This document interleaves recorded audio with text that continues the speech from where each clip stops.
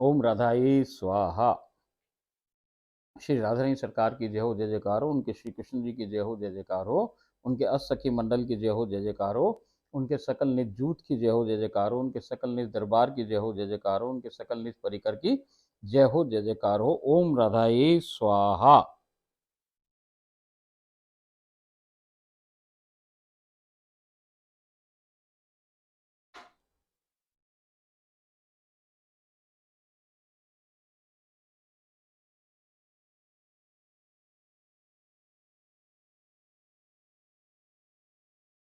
ओम राधाई स्वाहा। जय श्री राधे, राधे राधे। देखो सरकार, राधा रानी सरकार ने हम पे अहेतुक कृपा कर रखी है। अहेतुक वर्ड बहुत छोटो सो वर्ड सरकार, हमारे पास कोई वर्ड शब्द है ना कि उसकी कृपा इतनी ज़्यादा है कि जिसको किसी भी शब्दों से बांधना मुश्किल है। ये सीमातीत अवस्था है कि जब राधा रानी सरकार अपने जो उनका प्रिय चयनित जीव है और जो उनका अंतरंग सखी बन चुका है, अंतरंग सहचरी बन चुका है भाई साहब, उसको वो अपनी बांसुरी दे दे। जैसे मैं कल बताई कि साहब बांसुरी से बड़ी कोई चीज़ ना, ये राधा और कृष्ण का जो प्रेम है, प्रेम सेतु है, प्रेम संबंध है भाई साहब, यही बांसुरी है। अब ये बांसुरी कहाँ है? ये बांसुरी गीता बावरी के पास है, हमारे पास है और आपके पास है सरकार। इससे बड़ी कृपा कछु हो ना सके। ऐसो कोई भी नहीं है इस पूरे ये जो पसारा है इसमें, जो कहीं भी कोई ऐसा ना कि जो स्वयं को दे दे भाई साहब। वो तो अपने स्वयं को निछावर कर दे। वो राधा कृष्ण को ही दे दिया उसने अपन को, तो और क्या देगी वो? बाकी बाकी कछु रहे ना। अब जो हमारी मालकिन ऐसी कि जो जो कछु उसके पास है वो सब कुछ लुटा दे, बरसा दे। तो भाई साहब इससे बड़ी बात कोई भी ना पॉसिबल है कि वो कोई बांसुरी की बांसुरी हमको दे दे। तो ऐसी कृपा हम पे बरसी और बांसुरी हमको प्राप्त हुई। अब देखो सरकार, कल की लीलाओं में हमने एक लीला देखी कि मटकी फोड़ लीला देखी। अब वो जब वो राधा रानी सरकार अपने, जब वहाँ से नदी से सखियों ने जल लिया और उनके सर पे मटकियाँ रखी, तो अब याद करो कि मटकियाँ कितनी थी सरकार। जैसे मैं कल आपको बताई कि मटकियाँ तीन थी, एक दो और तीन। एक सबसे नीचे इंडली के ऊपर थी, फिर एक उसके ऊपर थी और एक उसके ऊपर थी। तीन मटकियां वहां पे जल से परिपूर्ण उनके सर पे रखी हुई है। ये बात हमें क्या दर्शा रही है? देखो सरकार, एक दो और तीन, मैं आपको बताई कि तीन को बड़ा महत्व है। 5 7 10 एपिसोड पहले मैं आपको बताया सरकार कि तीन को महत्व क्या है। तो तीन जो है यही ओंकार है। और इसको ही तिरछा कर लो तो ये बताए सरकार कि सारा जो पसारा है, ये जो सब कुछ है, ये किसके ऊपर है कि जो वो ओम का रकार है उस पे ही है। ओम का रकार ही राधा है। तो राधा ने अपने सर पे सारी चीजों को रख रखा है। मतलब आधार सारी चीजों का क्या है? नित्य तीन लोक 14 भुवन और अखिल ब्रह्मांड का और कान्हा जी का आधार क्या है? वो राधा रानी सरकार हैं। और यही बात अब वो यहाँ भी बता रही हैं। वो बता रही हैं कि जो तीन मटकियाँ हैं और ये सब कुछ है पसारा, ये उन्होंने झेल रखा है। और झेल किसके थ्रू रखा है? कि वो जो इंडली है, वो जो इंडली है वो इंडली कृष्ण है। और इस कृष्ण और जो अखिल ब्रह्मांड और नित्य तीन लोक और 14 भुवन है सरकार, इन सबको किसने झेल रखा है? कृष्ण ने झेल रखा है। और ये कृष्ण और ये सारी चीज़ों को किसने झेल रखा है? राधा रानी सरकार ने झेल रखा है। यही ज्ञान वो हमको दे रही हैं। वरना तो भाई साहब वो 5 भी रख सके, 8 भी रख सके, अनगिनत रख ले भाई, उसके क्या फर्क पड़े। मगर तीन ही क्यों रख रही है? कि वो आप और हमको सबको जीव को ये समझा रही है कि देखो सरकार, जो कुछ भी पसारा आपको आपकी आंखों से दिखे या ना दिखे, जो कुछ भी उपलब्ध है या ना उपलब्ध है, मतलब जो दिख भी ना रहा, वो सब कुछ किस आधार पे खड़ा है? वो राधा रानी सरकार के आधार पे ही खड़ा है। तो ये तो बातें रहीं, गुप्त बातें जो लीलाओं में रहें। अब अपन इसमें ज़्यादा समय खराब ना करके अगली लीला में प्रवेश करें और बढ़िया अपन समुद्र में डुबकी लगाएं और गहरे जाएं और कुछ बढ़िया सी बढ़िया चीज़ें निकाल के लाएं। तो चलिए, आज अपन ने लीला 68 तक, 68 तक कर ली थी। आज अपन लीला 69 में प्रवेश करते हैं। ओम राधाई स्वाहा। श्री लीला 69, 69। आज मानसी में बैठते ही मैंने पहले असखियों को याद किया। तुरंत ही सभी असखियां सम्मुख प्रकट भई हैं। मैंने श्री ललिता जी से प्रारंभ कर बारी बारी सभी सखियों के श्री चरणों को स्पर्श कर चूमा चूसा व चाटा है। इसी बीच श्री जी सम्मुख प्रकट हो गई हैं। मैंने तुरंत ही आप श्री के श्री चरणों को स्पर्श कर चूमा चूसा व चाटा है। आप श्री ने कुछ ही समयावधि में मुझे अपने निकट खींच सम्मुख खड़ी कर लिया है। आप श्री आदेश दे रहे हैं कि मेरे संपूर्ण शरीर को अपनी जिह्वा से नीचे से ऊपर की ओर सावधानी पूर्वक चाटो, कोई भी भाग छूटना नहीं चाहिए। मैंने तत्काल ही आज्ञा का पालन किया है। देखो सरकार, अब जैसे ही उसने सखियों में उसकी आसक्ति तो बुला ले सखियों को, उसको लगे बहुत दिनों तक भाई अपन ने सखियों को प्रणाम नहीं किया, ये नहीं किया, तो वो बुला ले भाई। तो और उनका करा इतनी देर में राधा रानी सरकार भी प्रकट हो गई हैं और वो सिंहासन में विराजमान है और वो कह रही हैं कि मेरे, गीता बावरी को कह रही हैं कि भैया मेरे अंगों को तुम नीचे से ऊपर तक पूरा सब जगह मेरे शरीर को चाटो अपनी जिह्वा से, और ऐसे चाटो कि कोई भी अंग बाकी ना रह जाए। तो तुरंत उसने उनके चरण स्पर्श करके आज्ञा का पालन किया है और आज्ञा पालन करने से उसने पूरे शरीर को चाटना प्रारंभ कर दिया है। देखो सरकार, एक और गुप्त बात यहाँ ये है कि वो पोशाक ही पहने रहे, तो पोशाक पोशाक उतारे उतारे ना, मगर क्या हो कि वो जहां जहां उसकी जीभ लगे तो उनको शरीर ही आए, पोशाक बीच में ना आए, पोशाक तो लुप्त हो जाए उस समय। तो जहां जहां उसकी जीभ फिर रही है वहां उनके श्री अंग हैं, उन सारे श्री अंगों को वो चाटती हुई ऊपर चल रही है और उसने शरीर का कोई ऐसा भाग ना छोड़ा कि जिस पे उसने चाटा ना हो। ऐसे करके उसने पूरी श्री जी को ऊपर से लेकर नीचे तक, आगे से लेकर पीछे तक सब जगह से पूरा चाट लिया है, कोई अंग वापस नहीं छोड़ा नहीं है। अचानक आपसी असखियां और मैं एक बिल्कुल सुनसान मार्ग पर अवस्थित हैं। अब क्या हुआ कि अचानक एक रोड सी आ गई खाली, मतलब बिल्कुल सुनसान मार्ग है जिसपे कोई और ना, वो आठों सखियां हैं और महारानी जी हैं और ये गीता बावरी है और अपन तो हैं ही, ये सब खड़े हुए हैं। तो अब वो क्या कह रही हैं, आपसी ने पूछा अब हमें यहाँ से त्वरित गति से दौड़ लगानी है। और गीता से पूछे भैया अब हम यहाँ तो हम तो दौड़ेंगे, क्या तुम भी दौड़ सकोगी? उनसे उसने गीता बावरी से कह रही है कि भैया अब हम तो यहाँ से दौड़ लगाएंगे, अब तुम भी हमारा पीछा करके दौड़ पाओगी कि नहीं पाओगी? मैंने आप श्री के श्री चरणों को स्पर्श किया है और हाँ में शीश हिला करके दौड़ने को उद्यत हो गई हूँ।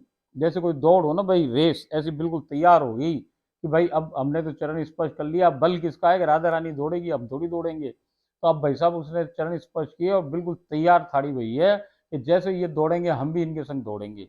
अब सरकार उनकी दौड़ ऐसे ना हो जो अपनी हो, वो तो भैया ऐसे जमीन में दौड़ते दौड़ते हवा में दौड़े और हवा में दौड़ते दौड़ते जमीन आ जाए, एक पैर जमीन में और पांच पैर इतनी दूर मालूम पड़ा 500 मीटर वो उसमें चली गई हवा में, वो आसमान में ही, फिर दूसरा पैर रखा, ऐसे दौड़े वहां।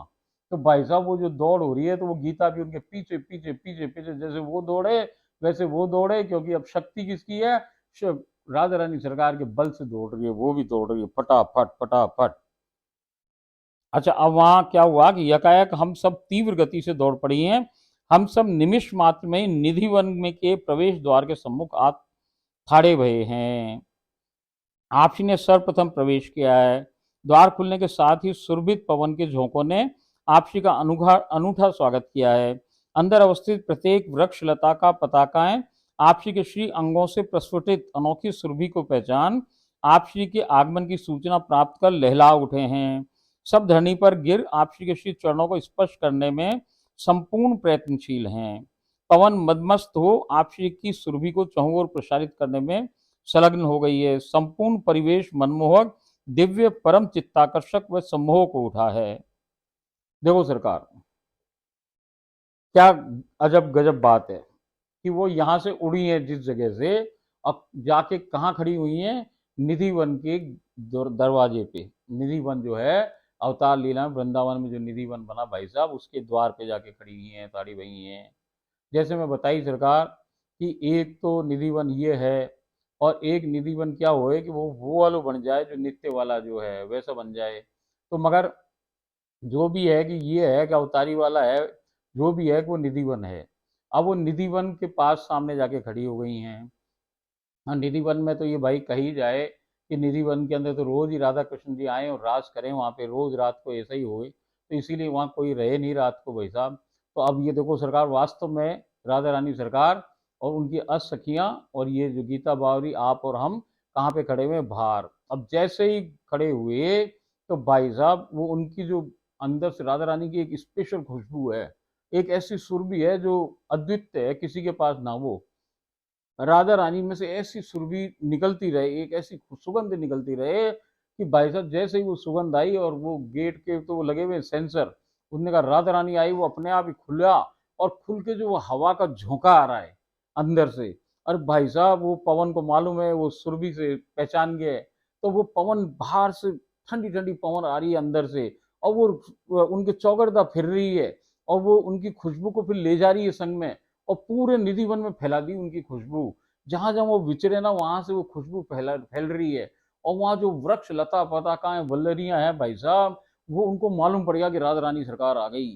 तो अब वो क्या है कि बिल्कुल लहला उठे, जैसे कोई सुस्त से, मगर वो तो उनकी आने की सुगंध से, उनकी उनकी उपस्थिति मात्र से ऐसे लहला रहे हैं कि बस बिल्कुल पत्ते पत्ते सब पूरा पेड़ जो बढ़िया हो गया है। और भाई साहब वो लहरा रहा है और पवन के संग झकझोरे मार रहा है, झकझोरे मगर ऊपर ना मार रहा, वो तो उनकी बुहारी निकाल रहा है रास्ते की। बिल्कुल जमीन पे पड़ गए वो पेड़ के पत्ते, पूरी डालें, और वो हिल रही है पवन से कि जैसे कि वो उनके आने वाले रास्ते को बुहार रही हो, ऐसे जैसे सोनी से वो रियो, ऐसे करती करती वो हाँ आगे बढ़ रही है राधा रानी सरकार।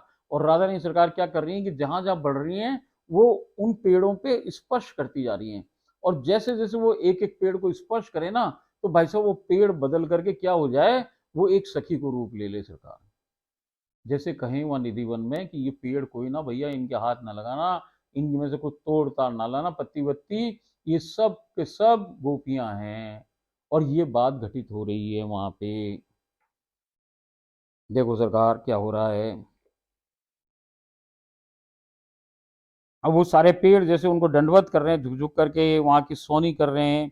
ये सब दुर्लभ व रहस्यमय झांकी निहार में हतप्रभ व परम आश्चर्यचकित हो रही हूँ। कुछ ही फलों में सभी वृक्ष लता पताकाएं गोपी रूप में परिवर्तित हो चुके हैं, क्योंकि वो जिस जिस वृक्ष पर लता पताका को स्पर्श कर रही है वो तुरंत ही एक गोपी के रूप में परिवर्तित होती जा रही है।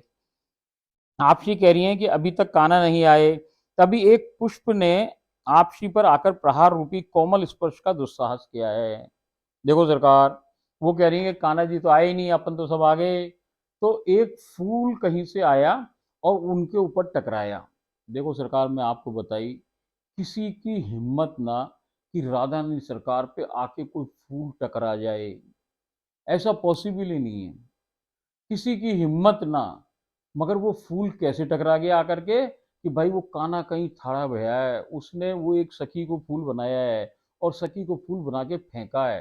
फेंकते टाइम तो राधा आने तक तो उसमें गति है, और जैसे ही राधा जी की स्किन कोई सेंटीमीटर दूर रह गई तो उसकी गति बिल्कुल खत्म हो गई, और वो बिल्कुल कोमल स्पर्श से उनके टच हुआ है, केवल स्पर्श मात्र हुआ है, और फिर वो धरनी में जाके गिर गया है। तो जैसे ही उनको फूल लगा तो उन्होंने पलट के देखा कि ये फूल कहाँ से आ रहा है, कि कैसे आया है, फूल कहाँ से आ गया। आप श्री ने अचरज भरी निगाहों से उस ओर जिस ओर से पुष्प आया है दृष्टिपात किया है, और पाया कि एक सुंदर वृक्ष की टहनी पर आप श्री के कान्हा विराजमान हैं और कह रहे हैं कि मैं तो जाने कब से यहाँ आ गया हूँ, आप ही विलंब से पधारी हैं। वो कह रहे भाई हम तो यहाँ तुम्हारा इंतजार कर रहे हैं, बहुत देर से बैठे हुए, जाने तुम ही लेट आई हो। आप श्री ने कहा आप बांसुरी वादन कीजिए। अब वो कह रही हैं अब आप बांसुरी वादन कीजिए। आप श्री के कान्हा ने कहा लो। वो कह रहे हैं भाई साहब कि बांसुरी तो तुम्हारी गीता बावरी को दे दी, तुम्हारी सहचरियों को दे दी, अब हमारे पास बांसुरी कहाँ है। आपसी ने कहा आप बांसुरी बजाइए। आपसी के कान्हा ने कहा मेरी बांसुरी तो मैंने तुम्हारी प्यारी इस गीता को दे दी भैया। आपसी ने तुरंत ही एक दूसरी बांसुरी कान्हा को दे दी। देखो सरकार, यही सबसे इंपॉर्टेंट बात है। एक बांसुरी जो प्रेम सेतु है, अब वो किसके पास है, वो गीता बावरी के पास है, मेरे पास है और आपके पास है। और एक बांसुरी अब तुरंत ही नई बना करके उन्होंने उनको दे दी है। नई बनानी नहीं है, बस प्रकट हो रही है वो।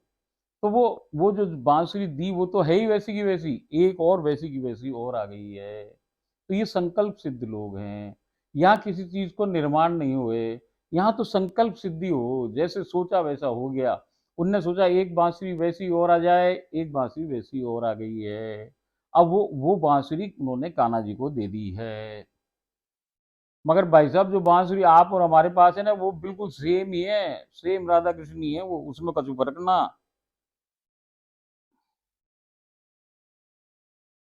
अब क्या हुआ कि आपसी ने तुरंत ही एक दूसरी बांसुरी प्रकट कर आपसी के कान्हा को दे दी है। आपसी के कान्हा ने मनमोहक व चित्ताकर्षक सुमधुर बांसुरी वादन प्रारंभ कर दिया है। आपसी व अष्टसखियों ने रास प्रारंभ कर दिया है। अष्टसखियां आपसी को मध्य में ले गोलाकार आकृति में आपसी को घेर कर रास रते हैं। अब उन्होंने अष्टसखियों ने क्या किया, आपसी को, राधा रानी सरकार को बीच में ले लिया है और घेर करके और रास प्रारंभ कर दिया है, क्योंकि जैसे बांसुरी बजे भैया रास चालू हो जाए वहां तो सभी वृक्ष से बनी गोपियां भी सखियों के बाहर गोला आकृति में रास में मग्न हो गई हैं। अब एक घेरा तो क्या है कि सबसे पहले तो राधा रानी सरकार थाड़ी हुई है, उनके बाहर 8 सखियां थाड़ी हुई हैं, और उनके बाहर फिर वो जितनी गोपियां हैं वो गोला बना लिया है, और ये रास होना चालू हो गया है। और कन्हैया क्या कर रहे हैं इस समय, वो बांसुरी का वादन कर रहे हैं।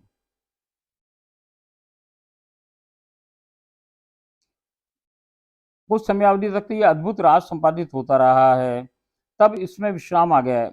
इसमें, हाँ,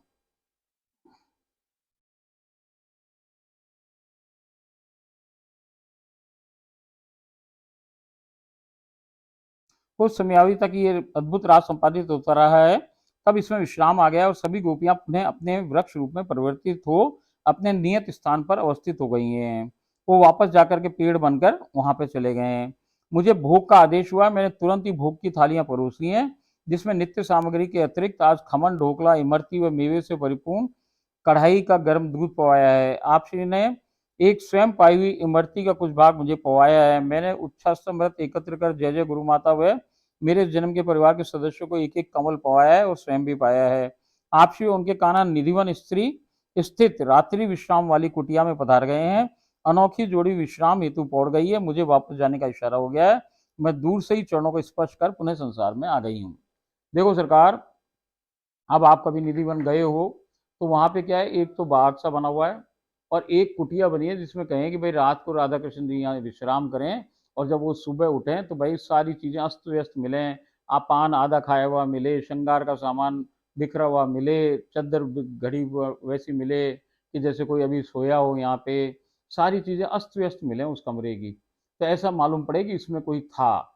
तो उसी कमरे में अब राधा जी और कृष्ण भगवान जा करके वहाँ पे पहुँच गए। गीता बावरी ने भी वहाँ उनके संगी गई, और फिर वो जाके वहाँ पे पहुँच गए हैं और इससे कहा है कि अब तुम जाओ, तो ये आ गई है। अब जो रात को फिर ये दोबारा उसी लीला में बैठी भजन के उपरांत रात्रि काल में मानसी सेवा में बैठने के साथ ही आपसी साक्षात हो गई हैं। आपसी ने मुझे अपने निकट खींच लिया है। आपसी ने संपूर्ण श्री अंगों में से अविरल रस स्त्रावित हो रहा है। जैसे ही वहां पहुंची कि आपसी साक्षात हो गई वहां पे, और मुझे उन्होंने अपने निकट खींच लिया है, और आपसी के संपूर्ण अंगों में से अविरल रस स्त्रावित हो रहा है। आपसी पूरे पूर्ण रूपेण रस से सराबा और हो गई हैं। अब क्या है कि जब उन्होंने अपने पास खींच लिया इसको और देखा इसने कि उनके पूरे शरीर में से रस टपक रहा है, पूरे शरीर से, पूरे अंगों से रस ही रस टपक रहा है, वो रस से जैसे सराबोर हो जाए गुलाब जामुन, वो रसगुल्लो हो वैसी हो रही है, रस से पूरी परिपूर्ण हो रखी है। अब जैसे ही उसने ये देखा, मैंने तुरंत ही आपसी को नीचे से ऊपर की ओर चाटना प्रारंभ कर दिया है। आपसी पर आच्छादित संपूर्ण रस मैंने चाट कर पान कर लिया है। आपसी ने मेरा हाथ थामा और हम अचानक निधिवन की उस निभृत कुटिया के अंदर थाड़े हुए हैं। और जैसे ही ये कुछ हुआ, इतनी देर ये घटना तो कहाँ हो रही है, जहाँ मानसी में जयपुर में वो बैठी है, और अब ये तुरंत ही कहाँ पहुंच गए हैं, निधि वन, जहाँ पे ये कल रात को वो अभी सुबह छोड़ के आई, उसी कुटिया के अंदर ये पहुंच गई है, और राधा रानी सरकार भी इसके संग हैं।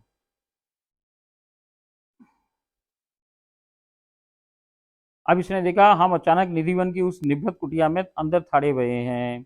कुछ ही समयावधि में आपसी व उनके काना कुटिया से बाहर निकल रहे हैं, वो बाहर निकल आए हैं। आपसी कह रही हैं कि तुम भी शीघ्र कुटिया का सम्मार्जन कर बाहर आ जाओ। इससे कहा कि ये कुटिया है, इसको ठीक करके साफ करके जल्दी से तुम भी बाहर आ जाओ। मैंने तुरंत ही सोनी सेवा संपादित की है। जैसे ही मैंने पलंग पर आच्छादित चादर उठाई, जैसे ही इसने चादर उठाने की कोशिश करी है, मुझे वहां श्री जी के श्री चरण में धारित एक पायजेब पाई है। जैसे ये सफाई करी तो भाई साहब एक राधा रानी सरकार की जो पायल है, पायजेब है, वो बिस्तरे पे पड़ी मिली इसको। इसने उसे उठाया और अपने फरिये के पल्लू में बांध लिया है कि मौका पा करके अपन वापस कर देंगे श्री जी को।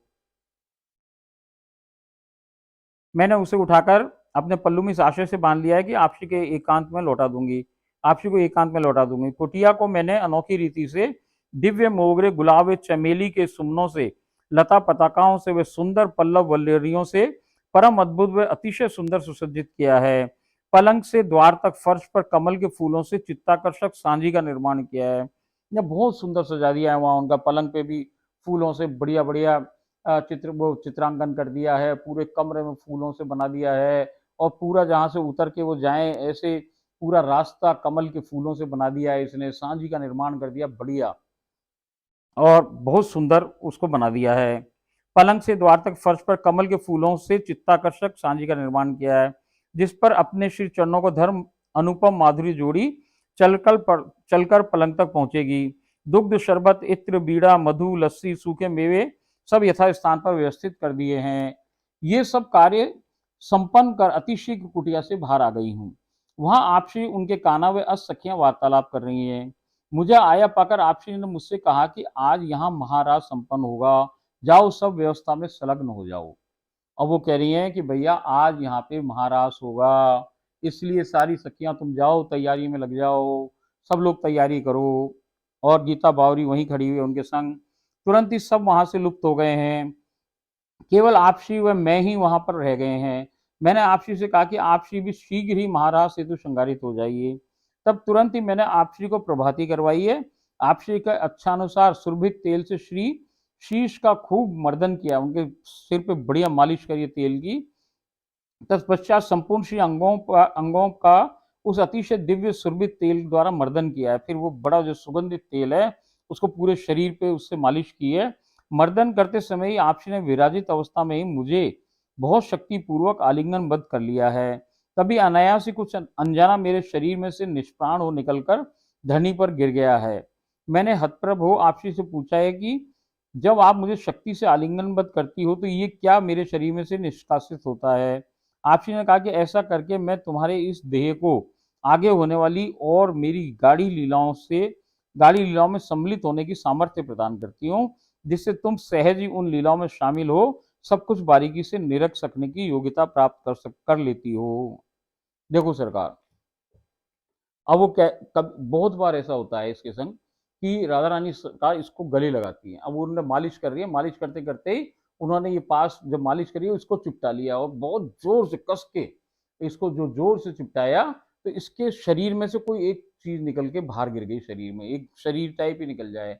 अब वो निकल के पड़ा हुआ है। अब याद करो सरकार ये शरीर कौन सा है? एक शरीर तो वो है जो छाया में वहां जयपुर बैठा हुआ है। अब उस शरीर के अंदर से ये एक शरीर निकाल के लाई हैं सरकार, समझ लीजिए बात को। तो वो शरीर अंतःचिंतित देह है। अब अंतःचिंतित देह इनकी सेवा में संलग्न है। अब उसको उन्होंने जोर से दाबा है। अब दाबने के कारण उस अंतःचिंतित देह जाकर के धरती पे गिर गई है।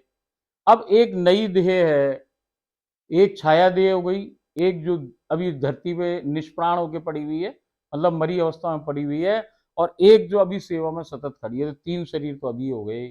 तो देखो सरकार वो क्या कह रही है कि ऐसा मैं इसलिए करूं कि अब जो तू लीलाएं देखने वाली है आगे, वो इतनी गहन और गंभीर लीलाएं होती हैं कि उनको तेरा ये जो शरीर है ये बर्दाश्त ना कर सके, देख ना सके। तो मैं तेरा शरीर बनाऊं, तेरे अंदर मैं वो शक्तियां डालूं कि जिससे तू वो सारी लीलाएं भली भांति देख सके, निरख सके बारीकी से। तो इसीलिए इस ये प्रक्रिया बार बार हुए। तो आज भी यही प्रक्रिया हुई है कि उसके शरीर में से कछु निकल के बाहर चला गया है और वो निष्प्राण होकर धरती पे पड़ा हुआ है। और ये शरीर बिल्कुल तैयार अवस्था में जो सब कुछ देख सकेगा अब उस अवस्था के अंदर उनकी सेवा में रहते हैं। अब क्या हुआ सरकार? मैंने तुरंत ही पल्लू में अच्छा, जिससे तुम सहज लीलाओं में ये निरख सकने के योग्य हो। तभी अचानक मुझे उस पायल प्राप्त पायल का ध्यान आया, जो इसको पायल प्राप्त हुई थी उसका ध्यान आया। मैंने तुरंत ही पल्लू में बंधी पायजेब निकालकर आप श्री को सौंपते हुए कहा है कि ये पायल मुझे सोनी सेवा के दौरान पाई है। अब वो जो पायल मिली, इन्होंने कहा सरकार जब मैं वो आपकी कुटिया, वो जो आपको महल को जो शयन का कक्ष है उसको जो मैं साफ कर रही, तो भाई ये आपकी पायल वहां मेरे को बिस्तरे पे मिली। उनने उनके हाथ में दे दी राधा रानी सरकार के।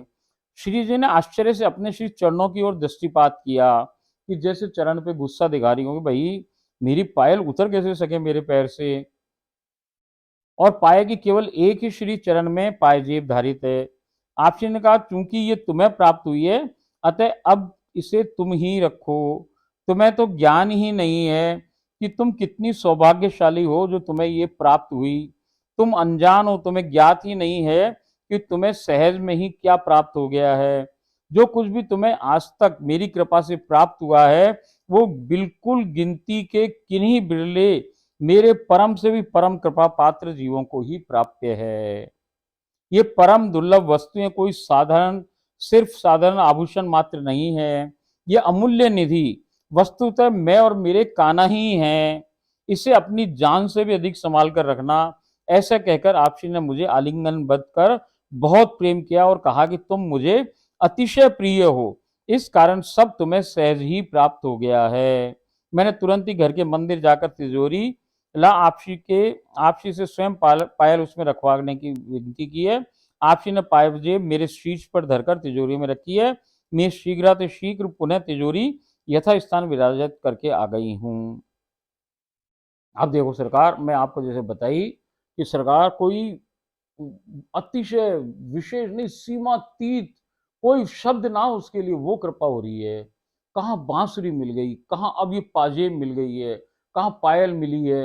अब भाई साहब वो कह रही है, श्री जी खुद कह रही है कि भाई तू कोई बड़भागी जीव है, कोई गिने चुने, बिल्कुल गिने चुने इक्के दुक्के लोगों के पास कोई ऐसी चीजें वस्तुएं मैं दूं, और वो उनमें से एक तू है, क्योंकि तू मुझे बहुत प्रिय है, तेरी सेवा मुझे बहुत प्रिय। वहां प्रिय आदमी थोड़ी प्रिय हो, औरत थोड़ी प्रिय हो, कोई सेवाकार सेवादार थोड़ी प्रिय है, उसकी सेवा प्रिय है, उसको प्रेम प्रिय है। उसको कितना प्रेम करे, कितनी बढ़िया सेवा करे, कितनी प्रेम से सेवा करे, वहां प्रेम ही पैमाना है।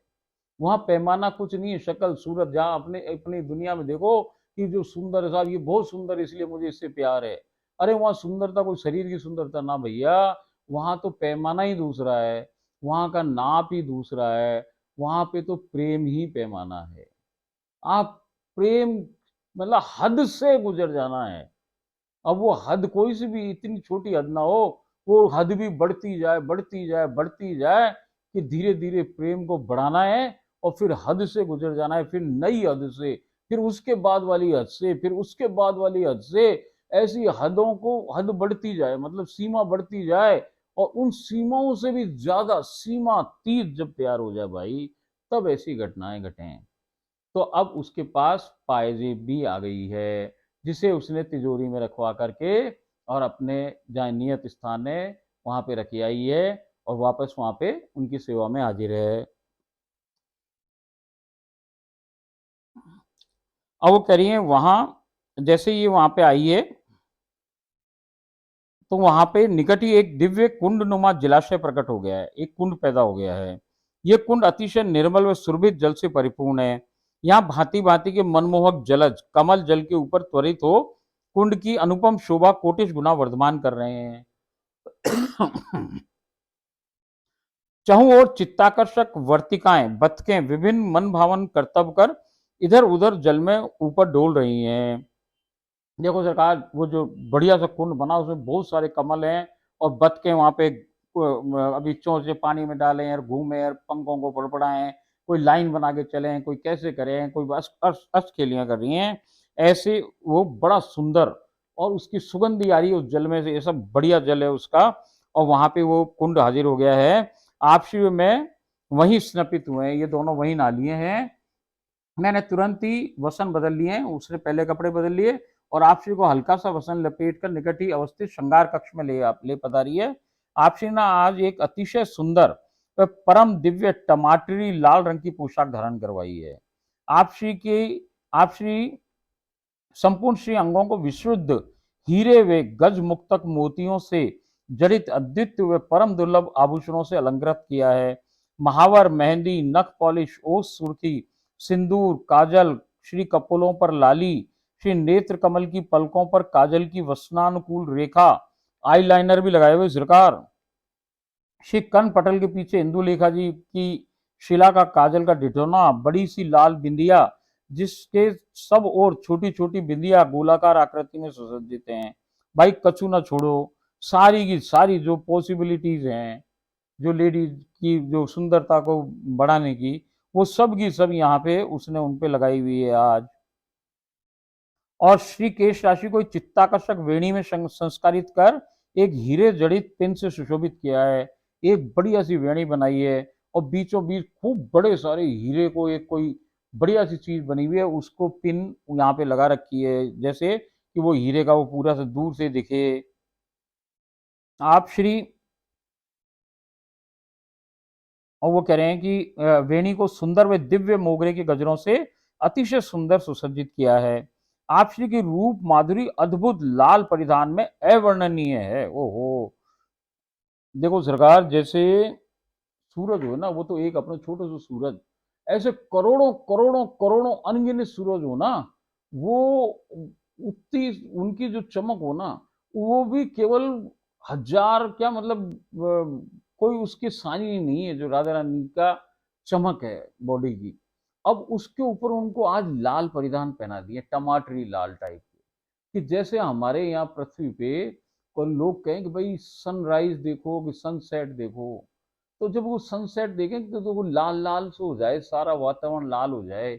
और भाई वो जो सूरज है, वो सूरज भी लाल चमक तो रहा है, वो सुनहरी ऑरेंजिश सुनहरी, और उस पे वो लाल चारों तरफ का ऐसा लग रहा है जैसे लाल पोशाक है, ऐसा का ऐसा ही यहाँ लग रहा है। और यहाँ तो फीकी चमक, भाई वहां तो ऐसा रंग, लाल रंग भी ऐसो कि ये यहाँ थोड़ी अवेलेबल हो, वो तो वहीं अवेलेबल हो, वहां का लाल रंग और यहाँ का लाल रंग अलग अलग भाई।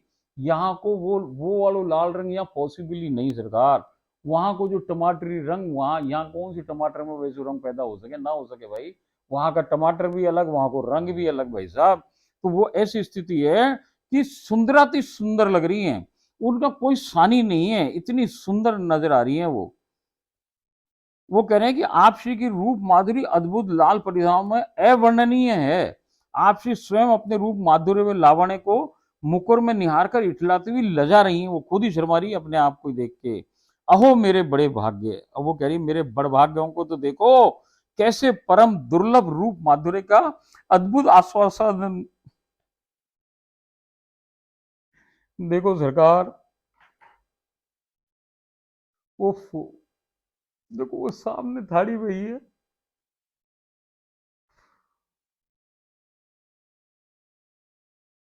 उफ, जय राधा रानी।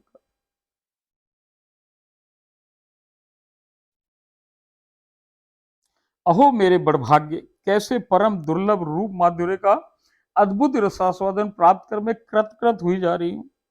अब हम निधि वन के रास मंडल पर आप पहुंचे हैं। हे राधे, अब वो तैयार हो गई सरकार। अब वो निधि मंडल का जो रास मंडल वहां बना हुआ है उसमें आ गए हैं वो। यहाँ तो बना हुआ ही है मगर उनका तो नया ही बने वो भाई साहब, निधि वन भी तो दूसरा है, जहां पर हमसे पूर्व ही आप श्री के कान्हा व सखियां उपस्थित हैं। वो पहले से वहां पहुंच गए हैं। आप श्री के कान्हा की जैसे ही दृष्टि आप श्री पर पहुंचती है, आप श्री कान्हा दीवाने की भांति आप श्री की रूप माधुरी पर लट्टू हो गए हैं। अरे सरकार, जब कान्हा लट्टू हो जाए तो और आप और हम तो क्या चीज है भाई। कान्हा लट्टू हो गया है, जिधर राधा रानी डोले उधर उधर भाग रहा है वो, उनके पीछे पीछे पीछे पीछे, कभी इधर से देखे, कभी इधर से झांक के देखे, कभी उधर से देखे, कभी उधर से, कि मतलब रूप माधुरी ऐसे इधर ऐसे देखने में कैसी लग रही है, ऐसे देखने में कैसी लग रही है। और वो भाई चारों तरफ चौगरदा फिर रहा है, लट्टू जैसे घूमे ना ऐसे घूम रहा है उनके चौगरदा। और भाई साहब बिल्कुल वो बिल्कुल बावरा सा हो गया है। कौन?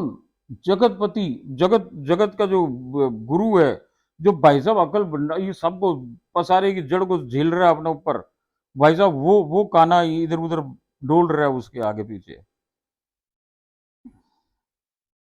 वो कह रहे हैं आप श्री जहां जहां विचरण कर रही हैं, आप श्री कान्हा उनके पीछे पीछे अनुसरण कर रहे हैं भाई साहब। आप श्री उनके कान ये आप श्री उनके कान्हा की ये बावरेपन की स्थिति निरख कर अपनी निराली अदाओं की छटा ब्रेक बिखेरते हुए अतिशय इतरा रही है। देखो सरकार वो भी मजे ले रही है। वो कह रही है ये आदमी बावरा हो गया मुझे देख के। तो वो नए नए प्रकार की मुखाकृतियां बना रही हैं, भंगिमाएं बना रही हैं, और उनको इतरा इतरा के दिखा रही है। और वो जो जैसे जैसे वो इतराए वो और बावरे हो जाए, और वो भाई साहब और लट्टू बन गया, और वो बिल्कुल नर्चिंग उनके ऊपर बिल्कुल फिदा हो गया एकदम। और बिल्कुल भाई जैसे बावरा हो जाए ना आदमी, ऐसी ऐसी स्थिति के अंदर काना हो गया है वहां।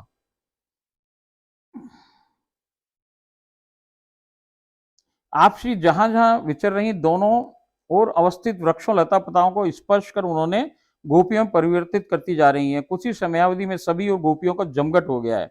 अचानक वहां रास मंडल के मध्य भाग में एक हिंडोला अवस्थित हो गया है। एक झूला आ गया बीचों बीच। देखो सरकार अपने आप आ जाएंगे वहां सखी सेचरी, इनके विचार आए उसके पहले सखी सेचरी वहां झूला बन गया। वहां को पेड़ थोड़ी राजमंडल के बीच में, कोई पेड़ वेड़ ना भैया, वो तो अपने आप ही आसमान से लटकता हुआ झूला ही है। अब उस झूले के ऊपर क्या हो रहा है, जिस पर माधुरी जोड़ी गलबैया देव विराजमान हो गई है। असखियों ने उन्हें घेर लिया है और असखियों के घेरे के बाहर सभी गोपियां गोलाकार आकृति में खड़ी हो गई हैं। उनको तो 8 सखियों ने घेर लिया, और फिर बाहर के घेरे में सारी की सारी गोपियां इकट्ठी हो गई हैं।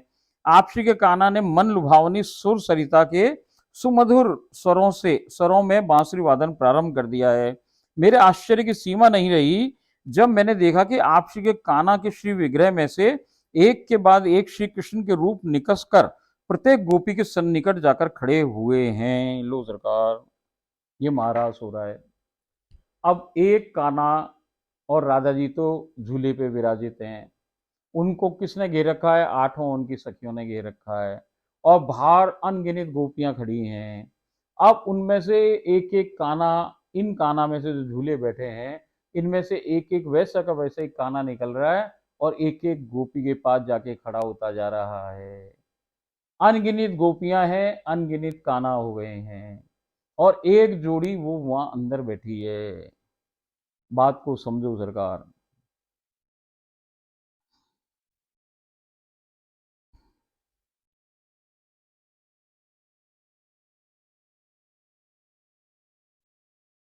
एक के बाद एक श्री कृष्ण रूप में निकसकर प्रत्येक गोपी के सन्निकट जा खड़े हुए हैं। मैं आप श्री उनके काना के बिल्कुल समीप ही खड़ी भई हूँ। सुमधुर स्वर सरगम के वशीभूत हो असखियों ने अपने श्री घुटनों के बल अद्भुत रास नृत्य प्रारंभ कर दिया है। देखो सरकार एक नृत्य तो हो जो वो खड़े होके करें।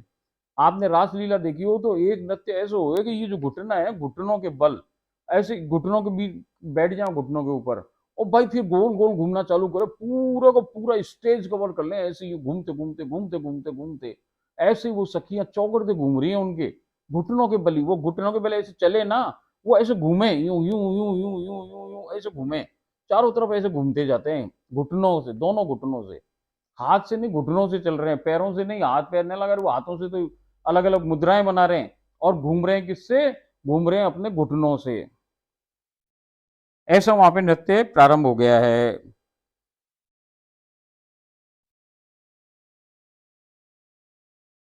कुछ ही समयावधि में आपसी व उनके कान्हा ने भी मध्य में अजब गजब रास का नृत्य प्रारंभ कर दिया। वो दोनों भी खड़े हो गए झूले से, और फिर वहां पे उन्होंने भी नृत्य करना चालू कर दिया है। उन्हें घेर कर गोलाकृति में मैं व सखियां परम आकर्षक रास नृत्य कर रही हैं। आज ये भी रास में शामिल है, ये भी सखियों के संग रास कर रही है। उस गोले के बाहर प्रत्येक गोपी अपने कान्हा के संग गोल गोल घूमकर नास रास नृत्य में तल्लीन हो गई है। आपसी के कान्हा कभी आपसी को पूर्ण शक्ति से आलिंगनबद्ध हो रहे हैं, कभी आपसी को पवन के सुपुर्द कर आकाश की ओर उछाल रहे हैं, पुनः नीचे की ओर आने पर अपनी हथेलियों पर झेल रहे हैं, कभी अपनी श्री उंगलियों के शीश पर धारण कर रहे हैं, कभी दोनों आकाश की ओर उछलकर पवन के संग रास नृत्य में व्यस्त हो गए। सभी स्थितियों में दोनों का रास सतत प्रवाहमान हो रहा है। ऐसा प्रतीत हो रहा है कि जैसे दोनों एक दूसरे में समा जाना चाहते हो, बिल्कुल चिपट रहे, ऐसे कि जैसे दोनों मिलके एक हो जाएंगे। मैं भी सखियों के साथ ही घुटनों के बल घूम घूम कर रास नृत्य में संलग्न हूँ। आज ये भी खूब घुटनों के बल ये भी रास कर रही है उन सखियों के संग। जो जो संगीत की स्वर लहरियां वर्धित हो रही हैं, रास की गति भी स्वतः ही उसके अनुरूप वर्धमान हो रही है। जैसे जैसे भाई साहब संगीत बढ़े और वो रास का पांव वो भी बढ़ना चालू हो जाए भाई साहब गति। महाराज अपने चरमोत्कर्ष पर अवस्थित हो फिर विश्राम को प्राप्त हो गया है। गोपियों के संग रासरत कृष्ण पुनः आपसी के कान्हा के शिव विग्रह में समा गए हैं। सभी गोपियां पुनः वृक्ष व लता पताकाएं व वल्लरियों में परिवर्तित हो अपने नियत स्थानों पर यथावत अवस्थित हो गए हैं। महाराष्ट्र में जब विश्राम आया तो मैंने सबको लस्सी पवाई है। सभी वहीं सुकोमल मखमली हरित वर्णी दुर्गा पर विराजमान हो सुस्ताने का उपक्रम कर रहे हैं। देखो सरकार, वहां पे जो फिर नृत्य हुआ खूब तेज होता रहा, खूब तेज होता रहा, खूब तेज होता रहा, फिर वो विश्राम को प्राप्त हुआ। तो जितने काना थे वो काना वापस एक एक करके जो अंदर वाले काना जी बैठे हुए हैं राधा रानी के संग हैं जो, उनके अंदर प्रवेश कर गए वो सारे काना वापस। और जितने ये गोपियां हैं ये वापस अपने वृक्ष बन के अपनी अपनी जगह जहां जहां से वो आए थे वापस वहां पे जाके अवस्थित हो गए हैं। और इसने फिर सबको लस्सी पवाई है और ऐसे महाराज का समापन हुआ है। आज्ञा पा मैंने तुरंत ही भोग की थालियां परोसी हैं। फिर ये भोग ले आइए जिसमें नित्य की सामग्री के अतिरिक्त आज दाल, खाटा, सादी बाटी, भरवा बाटी, 3 प्रकार का चूरमा, गट्टे की भाजी, मिर्च के टपोरे व पापड़ इत्यादि। आज कोई राजस्थानी स्टाइल का खाना बनाया। सब ने रुचकर भरपूर भोग पाया है। मैंने भोग पाने के उपरांत सबका उच्छ्वासता व्रत एकत्र कर जय जय गुरु माता व मेरे जन के परिवार के सदस्यों को एक एक कमल पवाया है। वे स्वयं भी पाया है। शीघ्रातिशीघ्र भोग पा पुनः आपसी की निस्सेवा में उपस्थित हो गई हूँ। आपसी के कान्हा ने आपसी को अपनी श्री गोद में विराजमान कराकर अधरपान करने का प्रयोजन करते ही सखियां सब अंतर ध्यान हो गई हैं।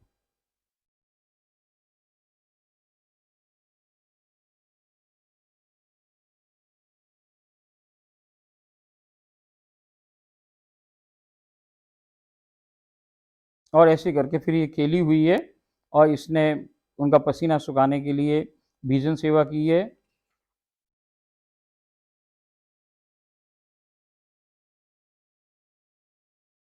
और फिर वो दोनों निद्राधीन हो गए। और इसके पहले जब वो उस कुटिया में जा रहे थे तो बहुत ज़्यादा प्रसन्न हुए उसकी सुंदरता देख करके, और उसकी जो वो सांझियाँ वगैरह बनाई थी उससे बहुत खुश हुए थे ये, और ये वापस पुनः संसार में आ गई है।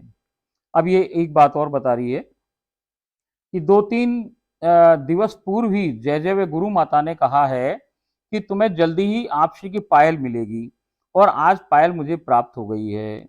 जय जय कहे वो मुझे और मेरी पत्नी को कहे गुरु माता।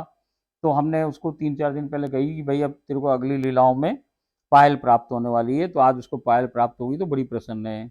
जय जय ने मुझे श्री लीला बतलाने पर कहा कि आज तुम्हें अजब गजब महाराज की झांकी निहारने का व उसमें सम्मिलित होने का परम से भी परम दुर्लभ व शानदार सौभाग्य प्राप्त हुआ है।